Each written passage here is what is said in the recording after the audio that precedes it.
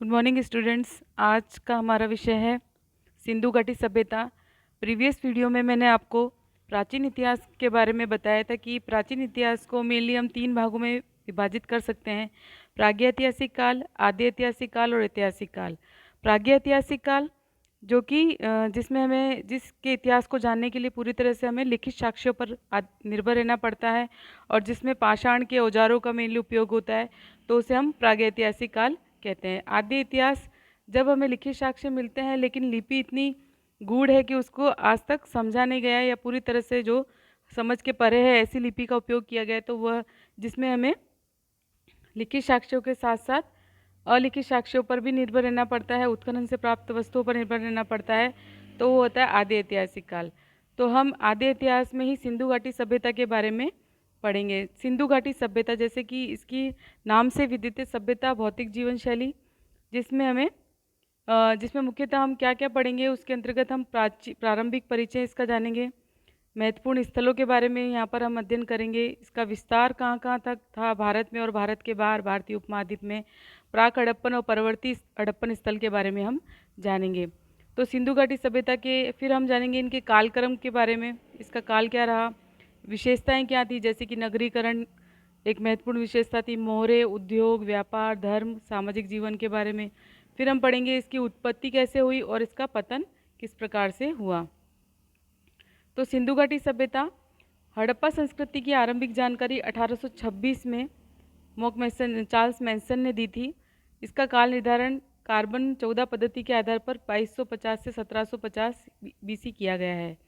1856 में John William Brunton ने Karachi Lahore railway line बिछवाने हेतु ईंटों की आपूर्ति के लिए इन खंडरों की खुदाई आरंभ करवाई थी और पिग्गट ने इसे हड़प्पा और मोहनजोदड़ो के एक विस्तृत साम्राज्य की जुड़वा राजधानी कहा है। तो ये महत्वपूर्ण है, छोटे प्रश्नों में पूछा जा सकता है कि सबसे पहले इसको किसने खोजा था या कहाँ पर इसके खंडर जो हैं वो मिले थे, खुदाई में किसे मिले थे और इसे किसे और हड़प्पा और मोहनजोदड़ो को विस्तृत साम्राज्य की जुड़वा राजधानी किसने कहा है। तो ये छोटे क्वेश्चन के लिए महत्वपूर्ण है।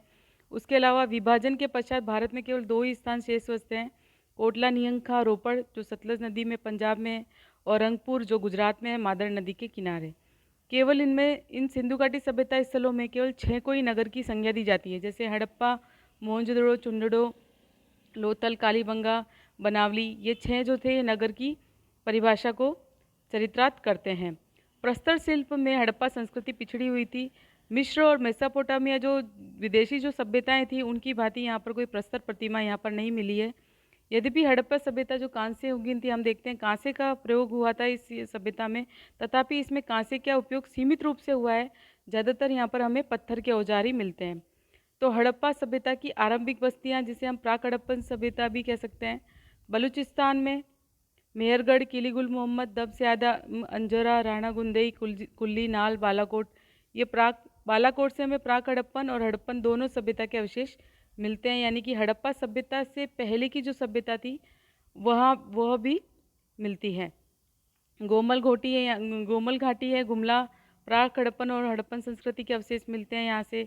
रहमान डेरी है, सुनियोजित हड़प्पा पूर्व बस्ती थी, एक दीवार से घिरी हुई थी। पंजाब के मैदान, सरायखोला, जलीलपुर, सिंध में हमें कोट दीजी जो थी किलेबंदी एक बस्ती थी और सिंधु पूर्व सभ्यता की बस्ती यानी हड़प्पा सभ्यता से पहले की बस्ती है।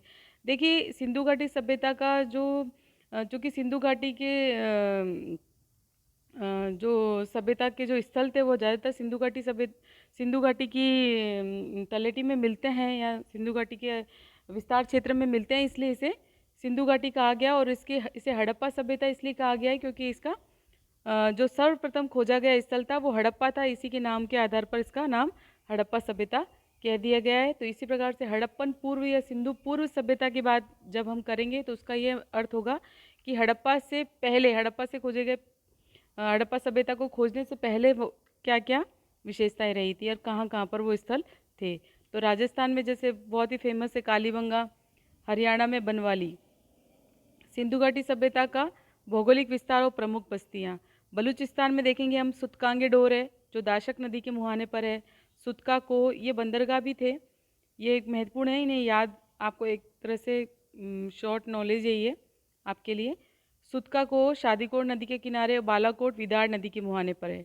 डाबरकोट ये मुख्य भूमि पर स्थित है, उत्तरी बलूचिस्तान अफगानिस्तान जाने वाले मार्ग पर स्थित है। देखिए यहाँ पर मैंने एक शॉर्ट में एक बताया हुआ है कि भारत में इसका भारतीय उपमहाद्वीप में सिंधु घाटी सभ्यता का विस्तार कहाँ कहाँ था। तो ये जम्मू कश्मीर मांडा से लेके नीचे भगतराव देमाबाद महाराष्ट्र तक दक्षिण में, और पश्चिम में सुतकांगेडोर बलूचिस्तान से लेके आलमगीरपुर यूपी तक इसका प्रभाव था। इस ये लगभग 13 लाख किलोमीटर स्क्वायर में ये फैला हुआ था। सिंध में मोहनजोदड़ो, जुजेजोदड़ो, चुंदड़ो, कोटदीजी, अमरी यहाँ पर मिलते हैं। भावलपुर, कुंडवाला, थेर ये मिलते हैं। फिर राजस्थान में कालीगंगा जो दशवती नदी या चौतांग नदी के किनारे स्थित है। हरियाणा में महत्वपूर्ण स्थल है राखीगढ़ी, मितातल, बनवाली, ये प्राचीन सरस्वती नदी के किनारे है। पूर्वी पंजाब में रोपड़ जो कि सतलज नदी के किनारे है, कोटला, निहंग और संगोल। गंगा यमुना दोआब में ये आलमगीरपुर हिंडन नदी के किनारे। हुलास, सहारनपुर, जम्मू में ये मांडा चिनाब नदी के किनारे, जहाँ पर एक मिंट ग्रह या टकसाल ग्रह मिलते हैं, जहाँ पर सिक्कों की ढलाई की जाती थी। गुजरात में सुरकोटड़ा, लोथल, भगतराव, और यहाँ पर भी अन्य जो स्थल हैं वह हैं कुरन, कुतुनासी, रंगपुर, देशलपुर, भुगन्नार और खरवी, ये भी महत्वपूर्ण है। उत्तरी अफगानिस्तान हड़प्पा सभ्यता के वितरण क्षेत्र में नहीं आता है, परंतु यहाँ के शोर्तगुई और मुंडिकाक से सैंधवकालीन अवशेष मिले हैं।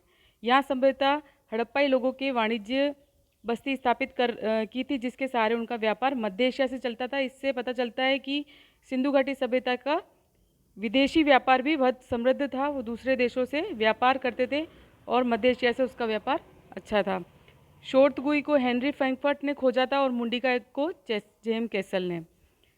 अब देखिए जो स्थल है महत्वपूर्ण, 1921 में हड़प्पा को खोजा गया था। इसके उत्खनन करता है दयाराम साहनी, और इसकी स्थल की स्थिति है मोंटेगोमरी जिला, पंजाब, पाकिस्तान के अंदर। उसी प्रकार 1922 में मोहनजोदड़ो, एक लिस्ट दी है मैंने आपको, तो इस लिस्ट को आप एक शॉर्ट में से याद कर लीजिएगा।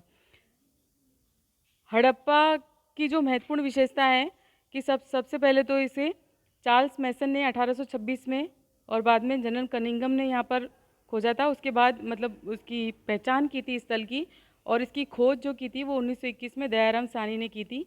एम.एस. वस्त और एम.के. गिरी ये भी लोग इसमें शामिल थे। यहाँ का जो महत्वपूर्ण विशेषता है यहाँ पर अन्नागार मिला है, जिसमें 12 कक्ष हैं। 6 नगरमढ़ी से बाहर रावी नदी के तट पर स्थित ये महत्वपूर्ण स्थल है। समीप में इसके समीप में 2 कमरों वाला श्रमिक आवास भी मिला है। गेहूं और जौ के दानों के साक्ष्य मिले हैं। मोहर पर, बहुत महत्वपूर्ण, मोहर पर स्त्री के गर्भ से निकला पौधा, ये बताता है कि यहाँ पर मातृ देवी की पूजा की जाती थी। चूँकि यहाँ पर कृषि महत्वपूर्ण, मतलब कृषि को भी महत्व दिया जाता था, उसी के आधार पर स्त्री की पूजा भी यहाँ पर होती थी। तो मातृ देवी की इनकी प्रमुखता या मातृ देवी का जो शाक्त धर्म का वो यहाँ पर प्रभाव दिखाई देता है।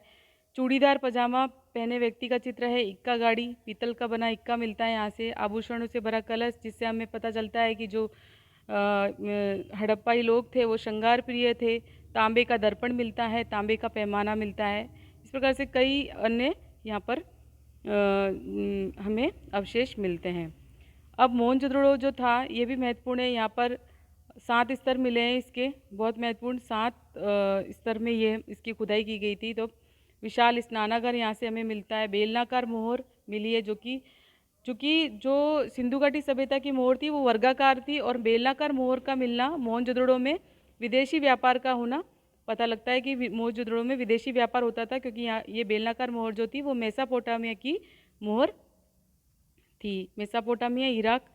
मोहर पर पशुपति शिव पद्मासन मुद्रा में योगी का जो है वो मिलता है हमें। चांदी के पात्र पर वस्त्र लिपटा हुआ मिलता है। तिप्तिया, 100 लोड़े योगी की मूर्ति, सेलखड़ी की मानव मूर्ति, सीपी का पैमाना आदि यहाँ पर हमें मिलते हैं। तो इस प्रकार से बहुत महत्वपूर्ण एक ये स्थल था। फिर लोथल विदेशी व्यापार की दृष्टि से ये भी बहुत समृद्ध नगर था, गुजरात में स्थित है। एस आर राव ने खोज की थी 1957 में। इसके 5 स्तर मिले हैं।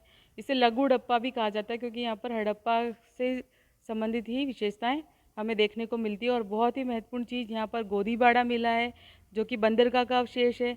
फारस की मोहर मिली है यहाँ से, यानी कि फारस से यहाँ पर, फारस, ईरान, पर्शिया से यहाँ पर व्यापारिक संबंधों का पता चलता है।